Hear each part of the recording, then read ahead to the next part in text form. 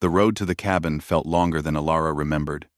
Maybe because she had not seen these woods since she was a child. Maybe because she had never expected to return.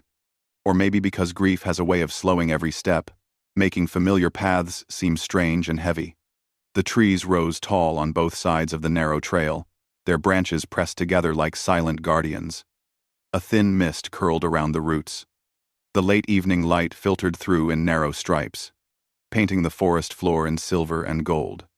Alara pulled her cloak tighter as she walked. Her father had lived alone out here for many years. She had not spoken to him in almost as many. And now he was gone. A quiet, lonely death in a cabin she had barely known existed. She tried to swallow the ache in her throat. She wished she understood him better. She wished she had come sooner. The cabin finally appeared through the mist, small, wooden, weathered by storms and time. Smoke no longer rose from the chimney. The place felt abandoned, like it was holding its breath, waiting for someone to break the stillness. When Alara pushed open the door, the hinges complained with a long groan. The inside smelled faintly of pine wood and herbs. Dust floated in thin sheets across the air. A single table sat in the center of the room, with a half-finished carving on it, her father's last work, perhaps. For a moment, she simply stood there, letting the quiet wrap around her. "This was your world," she whispered. "Why didn't you ever tell me why you stayed here?" No answer came. Only the rustle of wind against the shutters. She spent the next hour unpacking her small bag, sweeping the floor, and lighting a few candles. Darkness settled fast in the forest, and she did not like the idea of sitting alone in the shadowed silence. But even as the candles flickered to life, she could not shake the feeling that something watched her through the window. Something patient. Something ancient. Every time she turned, there was nothing there. Yet the feeling stayed. Night arrived like a slow tide, thickening the shadows along the walls.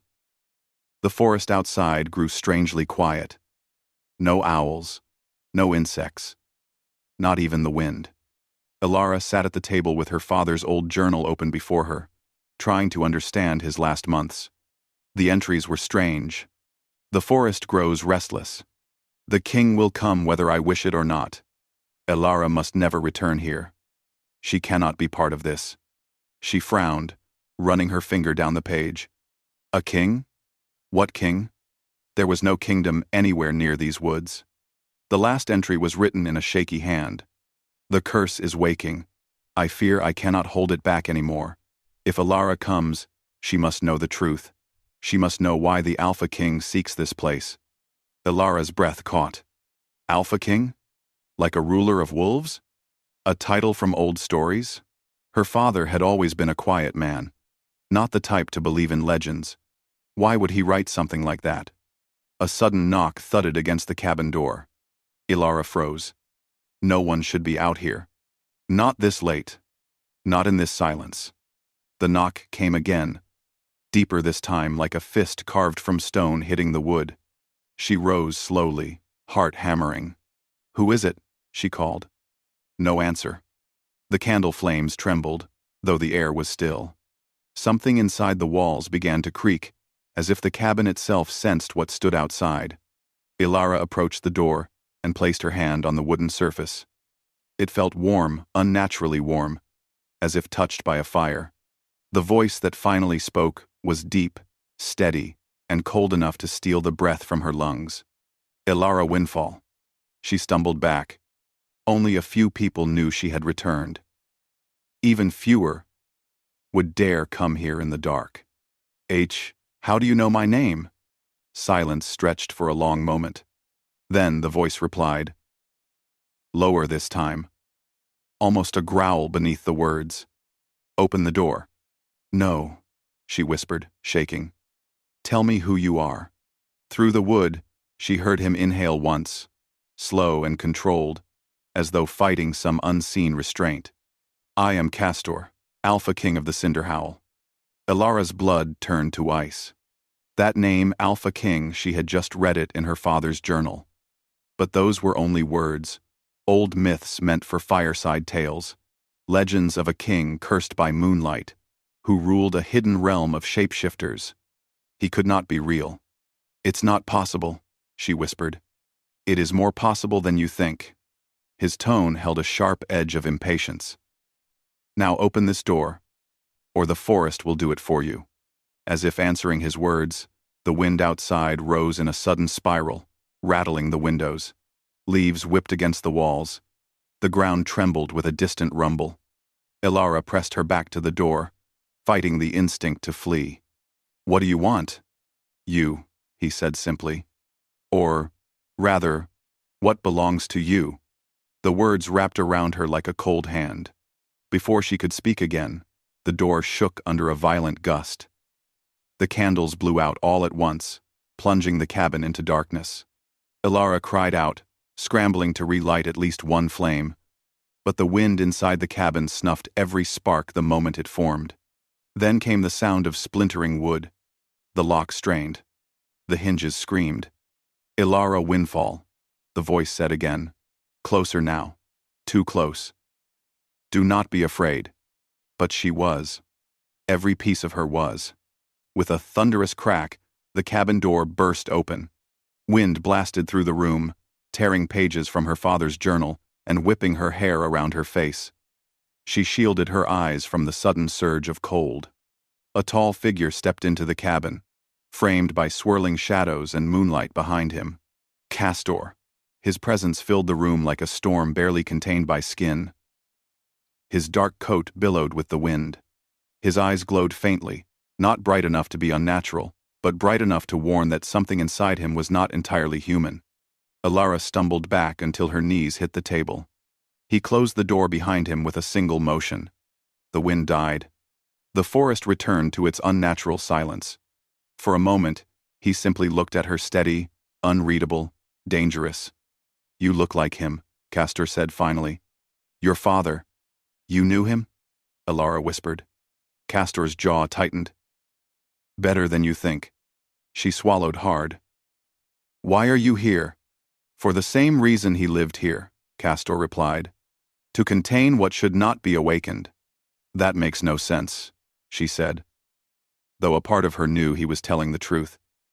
She felt it in the way the room seemed to bend around him, in the way the air thickened with every step he took. Castor moved closer, slow and deliberate, as though approaching something fragile. "You were not supposed to return to this place," he said. "Your father feared what the forest would do if it sensed your presence." Elara stared at him. Confusion and fear tangled inside her chest. "What does the forest want with me?" Castor's gaze held her like a snare. "It wants what it always wants: power. And you, Elara Windfall, carry your father's blood, his gift, his burden." She shook her head. "I don't have magic." "You will," he said. "Whether you want it or not." He stopped just a few feet from her. The candles near him flickered back to life on their own, one after the other, as if afraid to leave him in darkness. Castor lifted his hand and pointed to the far wall. A symbol, one she had never noticed, was carved deep into the wood, a circle surrounding a crescent moon, her father's handwriting marked with careful strokes. Before her eyes, the symbol began to glow, burning softly like a rising star. It whispered, a soft sound, almost like her name carried on the wind. Elara stepped back, trembling. "What is happening?" Castor's voice dropped to a low murmur, steady but edged with something weary. "The forest has chosen," he said. "It senses you, it calls to you, and now that you are here, it will not let you go." The glowing symbol pulsed brighter, bathing the room in silver light. Castor's eyes reflected it as he added quietly, "Your father kept the curse from consuming this land for years, but with his death, the balance has broken. And now, Elara," his voice softened, yet carried the weight of prophecy, "you must decide whether to finish what he started, or let the curse claim you as well." The symbol flared so brightly she had to shield her eyes. Castor stepped toward her, close enough that his shadow fell across her face, and in a voice barely above a whisper, he said, "The forest has awakened, Elara, and it has chosen you." The glow on the cabin wall slowly faded, leaving behind the ordinary wooden surface as if nothing strange had happened at all. But Ilara knew better. She felt changed somehow, as though the glowing symbol had reached inside her chest and touched something she didn't know existed. Castor stood still, studying her with those sharp, steady eyes. The silver light from the symbol had disappeared, yet he still looked like a figure carved from moonlight itself. His presence filled the small cabin, making Ilara feel both cornered and strangely safe. She finally found her voice. "I don't understand any of this." "You will," Castor replied. His tone was calm, but she sensed his patience thinning like a rope stretched too tight. "Your father kept secrets to protect you. He never wished you to see this world. Then why am I part of it?" she whispered. Castor's jaw tightened. "Because the forest does not care about wishes. It cares about power, and your blood carries what it wants most." Ilara wrapped her arms around herself. The cabin felt colder suddenly, despite the candles burning again. "My father never said anything about magic. He barely said anything at all. My father never said. He barely said anything at all. That was his mistake," Castor said softly. "He believed distance could keep you safe. But distance cannot stop a curse, as old as moons and storms." He walked across the room and touched the wall where the symbol had appeared. His fingertips brushed the wood. And for a moment, Ilara saw something like sadness flicker through his expression. "He tried to hold the curse back alone," Castor murmured. "Longer than any man should have." Ilara stepped forward. "You said he helped you. How?" Castor turned his head slightly, the candlelight outlining the hard edges of his face. "Your father's gift was not strength. It was calm. The forest listened to him. It trusted him enough to stay quiet. To sleep." Ilara swallowed. "But it woke up." "Yes," Castor said. "When he died." Silence stretched between them, heavy as stone. Ilara felt guilt creep through her. She hadn't been here. She had never even visited him. He had died alone while trying to protect a land she barely remembered. She took a shaky breath. "If he kept the forest calm, then what does it want from me?" Castor's gaze held hers with a weight that made her heart thud. "It wants you to become what he was." A cold rush went down her spine. "I'm not like him. I have no magic." "Magic does not ask for permission," Castor interrupted. "It awakens when needed. And the forest has decided it needs you." Ilara shook her head. "No. That's impossible. I don't feel anything." Castor stepped closer, so close she could feel the warmth of his presence. "You will," he said quietly. "Soon." For a moment, she couldn't speak. His voice carried no threat, but it held certainty that left no room for doubt. She turned away from him, walking to the small window. The forest outside was dark and silent, the trees barely visible, except for faint outlines against the sky. "I don't want this," she whispered. "I only came to see his cabin. To say goodbye. Not to take his place." A soft sigh escaped Castor. "I know." That surprised her. He sounded almost gentle. "But the curse has already noticed you," he continued. "And once noticed, you cannot return to an ordinary life." Ilara's throat tightened. She rested her hand against the window frame. "Why does the curse exist? What does it do?" Castor didn't answer at first.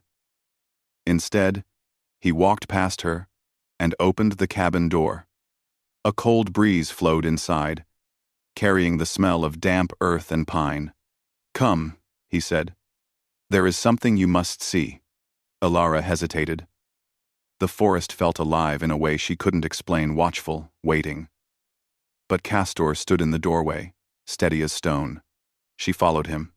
The night outside was thick, almost heavy, but Castor walked with easy steps, as if he knew every root and shadow by memory. Ilara stayed close behind him, trying not to trip over the uneven ground. They reached a small clearing where the moonlight broke through the treetops. The grass shimmered faintly, touched by dew. Castor stopped in the center. "This place is where the curse first settled," he said. "Long ago." Ilara looked around. "It looks peaceful." "That is the lie," he replied. "The forest hides its hunger until it finds someone to claim." She wrapped her arms around herself again. "Tell me what happened. Tell me what happened." Castor lifted his face toward the moon, letting its pale light fall across him. For a moment, he looked younger, less like a king, and more like a man made weary by too many years. "A long time ago," he said, "there was a spirit born from the moon's shadow. It wanted a host, someone strong enough to hold its power. It chose a king." His voice quieted. "A king who refused it." Ilara blinked. "And it cursed him?" "Yes." Castor's eyes lowered. "It cursed him and everything he cared for. It twisted his kingdom into the Cinder Howl, a realm between man and beast. It trapped him in a body that shifts with the moon, and it gave him a hunger he cannot escape." Ilara's heart dropped. She already knew the truth before she spoke the words. "You were that king." Castor didn't look at her. "I still am." Ilara felt both fear and sympathy pull at her. He stood so still, so controlled, yet she sensed the storm hidden beneath his calm. "How long have you been like this?" she asked softly. "Long enough that time lost meaning," he answered. "Your father was the first person who helped me keep the beast quiet. His magic soothed the forest, and in turn, it soothed the curse." Ilara stared at him, understanding dawning. "So without him, the curse is growing stronger." "Yes," Castor said, "and it senses you now. It sees you as the next one who can calm it." Ilara turned away, overwhelmed. "How am I supposed to calm something like that?" "You do not calm it," Castor said gently. "You learn to stand before it without fear." She shook her head. "I don't have your strength." "No," he said. "You have your father's." Something rustled suddenly in the trees. Ilara stiffened. Castor stepped in front of her, shoulders tense. A faint outline moved between the branches. Low to the ground. Soft as smoke. A wolf. But not a normal wolf, this one glowed faintly. Its fur shimmering with a ghostly silver light. Its eyes were pale and empty, like reflected light on water. It watched her. Not Castor. Her. Castor's voice dropped to a warning. "Back away." Slowly. Ilara didn't move. She couldn't. The wolf's gaze held her like a thread. "Castor, what is it?" she whispered. He didn't look away from the creature. "The curse. A piece of it." The wolf stepped forward, silent as moonlight on snow. Ilara felt her heart hammering. "It's looking at me," she breathed. "It sees your father's blood," Castor said. "It recognizes the gift inside you." The wolf lowered its head, almost as if bowing. But there was nothing peaceful in the gesture. It felt like a warning or a claim. "Ilara," Castor murmured, "listen to me. Do not let it sense your fear." "How do I do that?" she whispered shakily. "Stand still. Breathe. Trust me." She tried. The forest seemed to listen to her breath, waiting for it to falter. But slowly, Ilara forced herself to meet the wolf's gaze. The wolf's ears twitched. And then, in a voice soft as a breeze, a whisper moved through the clearing. A whisper that came from everywhere and nowhere at once. It spoke a single word, Castor's true name. Ilara froze. She did not know how she understood the word, but it struck through her like a memory she had forgotten long ago. Castor's breath caught. "That name," he whispered. "No one alive should know it." The spectral wolf stepped back, fading into a trail of silver mist. The trees swallowed it in silence, and the clearing felt suddenly empty. Ilara turned to Castor, shaken. "How did I hear that name?" Castor stared at her with a mix of fear, awe, and something deeper, something he didn't dare speak. "Because," he said slowly, "the forest has already begun to bind itself to you." Ilara shook her head, backing away. No, I don't want that. I don't want any of this. Castor reached for her not to touch, but to steady her with his presence. Ilara. This is only the beginning. Ilara. This, Eintraim. This is only the beginning. Her breath trembled. She felt the weight of the forest pressing close, whispering, waiting. And somewhere far away, a howl rose long, lonely, and filled with warning. The forest kept whispering long after the spectral wolf disappeared. Its voice was faint, like wind brushing through the leaves, but Ilara felt it under her skin. A pull, a calling, a quiet insistence that she did not belong to herself anymore. Castor walked beside her as they returned to the cabin, though he stayed almost an arm's length away, as if the space between them mattered now, as if touching her would wake something neither of them could control. Ilara kept glancing at him, at the tension in his shoulders, at the way he moved, like a man listening to dangers she could not hear. "What did the wolf say?" she finally asked in a soft voice. Castor didn't stop walking, but he slowed. "It spoke my true name." "And why is that so important?" Castor looked toward the dark branches above them. "In my realm, names carry power. A true name is the last piece of a soul that cannot be taken. It can calm a beast or break a king." Ilara shivered. "So the curse knows your true name?" "Yes," Castor said. "And now, it knows you heard it." She felt a strange pressure in her chest, as if invisible eyes watched her from the shadows. "But how did I hear it at all?" she asked. "I've never heard that name before in my life. That," Castor said quietly, "is what troubles me." When they reached the cabin, he stepped inside first, scanning the room with sharp, careful eyes. Only after he was certain it was safe did he motion for her to enter. "You don't trust the forest," Ilara said. "I cannot afford to," Castor replied. He closed the door behind them, though the cabin no longer felt like protection. The wind tapped lightly on the shutters. The walls creaked as if the building itself inhaled. Ilara sat at the table. Her father's journal still lay open. Its pages curled from the earlier windstorm. Castor stood near the fireplace, staring into the unlit hearth as though deciding what to say. "Ilara," he began. "The forest does not simply choose a person. It studies them first, watches them, learns them." "That sounds unsettling," she admitted. "It is," Castor said. "But it also means it saw something in you long before you returned." She frowned. "What could it possibly see in me?" Castor hesitated.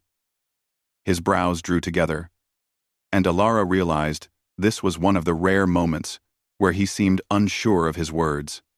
"Strength," he finally said, "and stillness. The same stillness your father carried. A power the forest respects." Ilara looked down at her hands. They did not feel powerful. If anything, they trembled. "Castor," she whispered, "I'm scared." His voice softened in a way she had never heard before. "I know." She lifted her gaze. He stood so close now she could clearly see the light flecks of silver in his dark eyes. "You do not have to become what your father was," Castor said. "But you said the curse already sees me," she said. "It whispered your name because of me.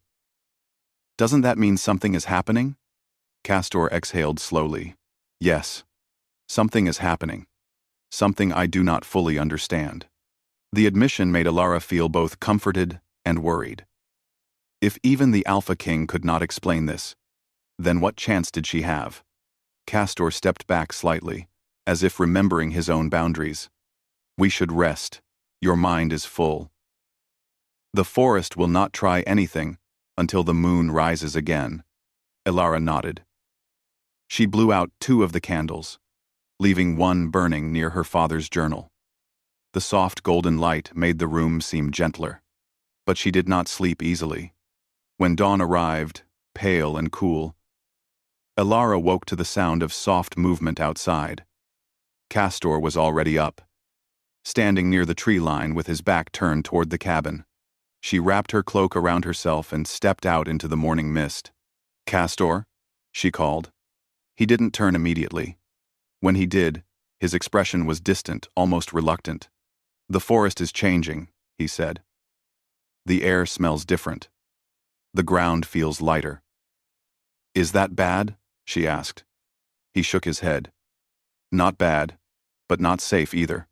Elara moved to stand beside him. She followed his gaze and noticed faint markings in the soil, a pattern like swirling roots, almost glowing in the early light.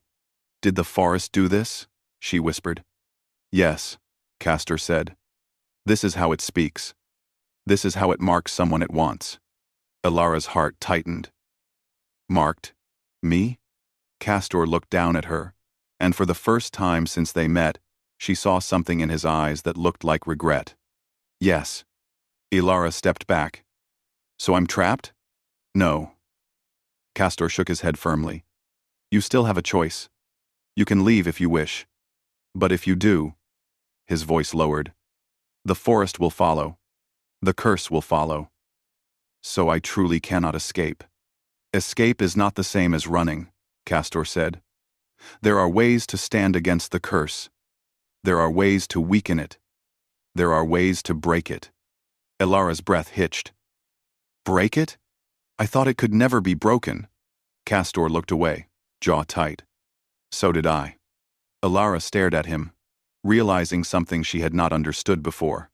"You want it broken," she whispered. "Not just contained. Not just quiet. You want it gone."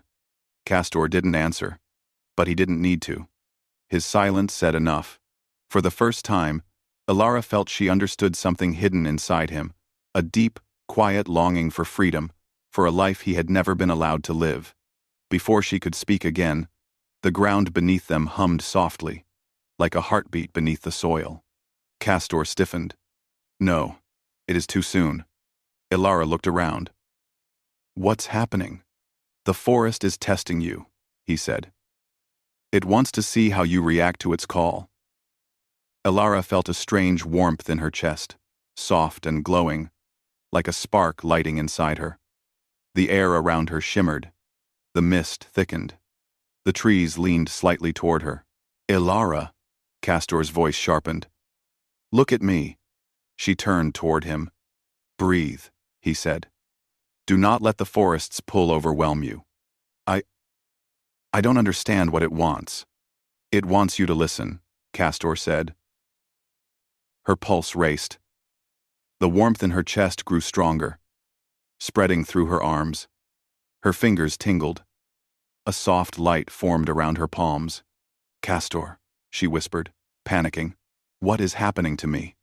He grabbed her shoulders not harshly, but firmly enough to ground her.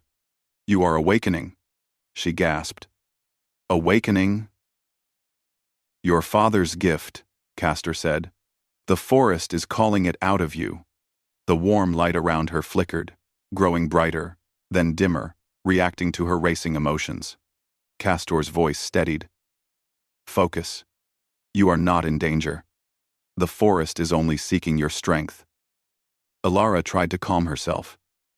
She breathed, slowly, letting the light settle. It dimmed, but it did not disappear. It hovered around her, like soft moonlight. She looked up at Castor, eyes wide. "I can't control this. You will learn." His voice softened. "And I will help you." Their eyes held for a moment that felt longer than a breath. Not romantic, not sinful. Just two souls bound by something greater than either understood. Then the ground stilled. The mist thinned. The light around her faded into a soft glow beneath her skin. Elara swayed. Castor caught her before she could fall. "Easy," he murmured. "The first awakening always takes strength." She nodded weakly. "I'm fine." "You are more than fine," Castor said, helping her stand. "You are changing, and the forest knows it." Elara looked toward the dark trees, fear and wonder tangled together inside her. "What happens now?" she asked. Castor exhaled slowly. Now, he said, the forest will begin testing you. It will show you visions, memories, dreams. It will try to push you closer to the curse or closer to the truth. What truth? Castor met her gaze. The truth of why your father died protecting you. A cold wind cut through the clearing, and with it, a whisper rose from the trees. Soft, echoed, familiar. Her father's voice. Elara. She froze. Her breath hitched. Her heart ached. Castor, she whispered. Did you hear that? Castor's expression darkened. Yes, he said quietly. And if the forest is speaking in his voice, he looked toward the shadows with unease she had never seen in him before. Then it has begun. The morning rose slowly, like a hesitant breath, over the mountains surrounding the forgotten cabin. A soft mist drifted between the trees, carrying the last traces of the night's strange magic. The world was unusually quiet, as if nature itself waited for something to begin or end. Leora stood on the porch, her hands wrapped around a cup of warm tea, trying her best to steady her heart. Her father's cabin, once a lonely shelter, now felt like a crossroads between her old life and a future she still could not fully believe in. Shadows of memories whispered from the wooden walls. Every plank seemed to know secrets she had barely uncovered. Inside, the scent of herbs and old books lingered. The Alpha King Eric was awake but silent. She could feel it, the same way people feel a storm waiting behind a cloud. Their bond, born from ancient magic, pulsed faintly through the air. She still did not understand it completely, but she no longer feared it. She feared losing him more. Eric stepped outside quietly and stood beside her. His presence warmed the cold air. Though he wore no royal cloak or crown, he carried the quiet strength of someone shaped by ages of responsibility. His gaze traveled over the forest, as if reading messages hidden in the mist. Your father was not an ordinary man, he said at last. His voice was calm, but she sensed hesitation beneath it. I have remembered enough now to say that much. Leora swallowed. You said he saved you once. Eric nodded slowly. Yes. During the curse's early years, I had almost forgotten my own name. He held the world steady for me when I could not do it myself. This revelation settled deep in Leora's heart. Her father had lived many lives she never knew about. She felt a quiet joy that he had been more than she realized, and sadness that she had learned it only after he was gone. She turned to Arik. And what now? You remember more every day. Soon, you will recall the whole curse. Then what happens? What? Eric did not answer right away. His jaw tightened slightly, as if the truth weighed against it. The bond formed between us. It is part of the curse's unraveling, but it is also part of something older, something that belonged to my kingdom, long before either of us was born. Leora's eyes softened. Does that mean you will leave soon? The wind stirred his long coat, but not his stillness. I do not want to, he admitted, but the kingdom will rise again, whether I wish it or not. And I must face what I ran from. Leora looked away, hiding the sting in her chest. She had known this moment was coming, yet hearing it aloud made her heart fold in on itself. Quietly, she whispered, and you cannot rebuild your kingdom with someone like me. Eric turned fully toward her. Do not say things like that. You are the only one who stood with me when I was more shadow than king. But you are a king, she said softly, and I'm just the daughter of a man who lived in the woods. Eric's expression held a mixture of sadness and wonder. Your father was the guardian of one of the oldest lands of magic. You inherited more than a cabin. Leora, you inherited a role that stands beside mine, not beneath it. Her breath caught. I don't understand. You will, he said. But first, there is something I must show you. He extended his hand. For a moment, she hesitated not out of fear, but because she understood that stepping forward meant stepping into something that would change everything. Then she placed her hand in his. A warm current of magic stirred beneath her skin as Eric guided her to the edge of the forest. The mist parted like a curtain, revealing a hidden path she had never seen before, though she had walked these woods since childhood. Roots glowed faintly beneath the soil. Leaves shimmered with pale gold light. The air felt ancient, sacred, aware of their presence. "This place is responding to you," Eric murmured. "Why?" she asked. "Because you are its heir," he answered. The words wrapped around her like a dream she was unsure she deserved. They reached a clearing she had never known existed. In the center stood a stone circle, old enough that moss had grown over most of its surface. Symbols carved into the rocks flickered with a soft, golden light. Eric stepped inside the circle and touched one of the stones. This is where the curse began. Leora instinctively stepped closer. "Then can it end here, too?" "It can," Eric said. "But only if the one who holds the land's heart accepts their role." Leora frowned slightly. "The land's heart?" Eric looked at her gently. "Your father passed it to you without telling you. Maybe to protect you. Maybe because he believed you would discover it on your own." She stared at him, confused and overwhelmed. "Are you saying the cure to your curse is me?" "No," he said, with quiet certainty. "I am saying the cure needs both of us." A soft golden pulse rose through the stones, drifting like dust in sunlight. It swirled around them, warm and calm. "What do I have to do?" she asked. "You must choose," Eric said. "If you accept the bond between us, if you accept the role your father left for you, the land will answer us both. The curse will break. My kingdom will wake again. But your life will never be simple." Leora's heartbeat thumped in her ears. "And if I don't accept? Then the curse remains," he whispered. "And I will remain as I am, forgotten by time, bound to shadows. And the kingdom will stay sleeping forever." Leora felt a heaviness settle on her shoulders, though it did not feel crushing. It felt like truth, a truth she had run from her entire life, her fear of carrying anything larger than herself. She looked into Eric's eyes, seeing centuries of loneliness reflected there. "Eric," she said softly, "you deserve a life that isn't shaped by sorrow." "And what do you deserve?" he asked. She looked at the glowing stones, at the place where her father had once stood, at the magic waiting for her to take her place within it. A slow breath left her lips. "I deserve to choose my own path. And I think this might be it." Eric's eyes softened with gratitude and something deeper, something that felt like hope. "Are you sure?" he asked. Leora stepped into the stone circle beside him. Her hands trembled, but her heart held steady.